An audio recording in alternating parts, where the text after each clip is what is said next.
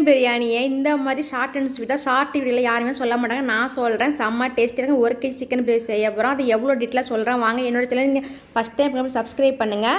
சட்டியில் வந்து 100 ml வந்து நெய் சேர்த்துருக்கேன். 50 ml எண்ணெய் சேர்த்து 4 பெரிய வெங்காயம் சேர்த்து வதக்கிறேன். வெங்காயம் இந்த அளவுக்கு வதக்கணும்னா புதினா ஒரு கைப்பிடி சேர்த்து வதக்கணும். அதுக்கப்புறம் மிளகாத்தூள் 1 டீஸ்பூன் போட்டுக்கணும்.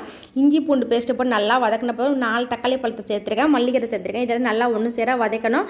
சிக்கன் சேர்த்து நல்லா ஒரு 5 நிமிஷத்துக்கு அதிலே வந்து நல்லா வதக்கிட்டு ஒரு பாக்கெட் வந்து தயிர் சேர்த்துருக்கேன். 1 கிலோவுக்கு வந்து 4 spoon chicken masala, 2 spoon biryani masala சேர்த்துருக்கேன். நீங்கள் எந்த பிராண்ட் வேணாலும் சேர்த்துக்கலாம். நான் வந்து அரிசி ஆல்ரெடி தண்ணியை எடுத்து நல்லா ஊற்றிட்டேன். ஒரு லெமன் சேர்த்துக்கிறேன். நீங்கள் வந்து 1 கப்பு ரைஸ்னால் 2 கப்பு தண்ணி ஊற்றிக்க அந்த மாதிரி ரேஷியோவில் போட்டுக்காங்க. இந்த மாதிரி தண்ணியை கொதிக்க விட்டதுக்கப்புறம் வந்து அரிசியை கழுவி ஊற வச்சிடலாம். தண்ணி கொதி வந்தோன்னா நம்ம எடுத்து அரிசி அதில் போட்டுக்கலாம். 1 kg அரிசி வந்து இதுக்கப்புறம் நல்லா ஹை ஃப்ளேமில் வச்சு நல்லா கொதிக்க விடுங்க.